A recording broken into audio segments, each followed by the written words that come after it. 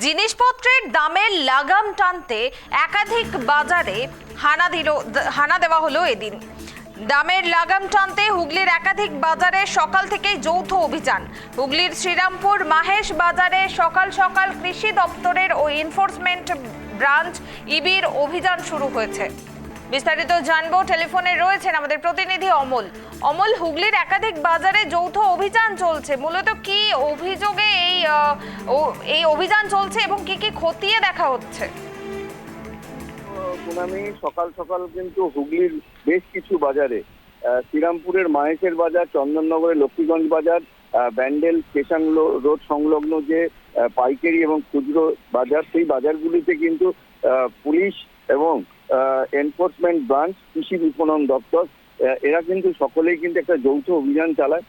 সেখানে দেখা যাচ্ছে পাইকারি রেট থেকে শুরু করে খুচরো যে রেট, সেই রেটও কিন্তু তারা খাতায় নোট করছে। এমনকি হুঁশিয়ারি সুরে প্রত্যেক ব্যবসাদারকে বলা হচ্ছে যে বর্ধিত দাম নেওয়া যাবে না, কারণ দামের একটা বৈষম্য রয়েছে। এখন এই মুহূর্তে কিন্তু বর্তমানে বাজার মূল্য, অগ্নিমূল্য, সাধারণ মানুষজনও কিন্তু তাদের বক্তব্য রেখেছেন যে যে হারে দ্রব্যমূল্য বৃদ্ধি হচ্ছে তাতে কিন্তু সংসার চালানো নাজেহাল। তারপর থেকেই কিন্তু প্রশাসনের উদ্যোগে এই কিন্তু হানা বলে প্রাথমিক সূত্রে খবর। বেশ, ধন্যবাদ অমল। অর্থাৎ একাধিক বাজারে এদিন অভিযান চালানো হচ্ছে। হুগলির শ্রীরামপুর মাহেশ বাজারেও দেখা গেল সকাল সকাল কৃষি দপ্তরে ও এনফোর্সমেন্ট ব্রাঞ্চ ইবির অভিযান এবং শ্রীরামপুর থানার পুলিশ কর্মীদের সঙ্গে অভিযান চালানো হয়। শ্রীরামপুর মাহেশ থেকে ব্যান্ডেল স্টেশন রোডের বাজার সর্বত্রই হানা দিয়েছে কৃষি দপ্তর ও এনফোর্সমেন্ট ব্রাঞ্চ ও পুলিশ।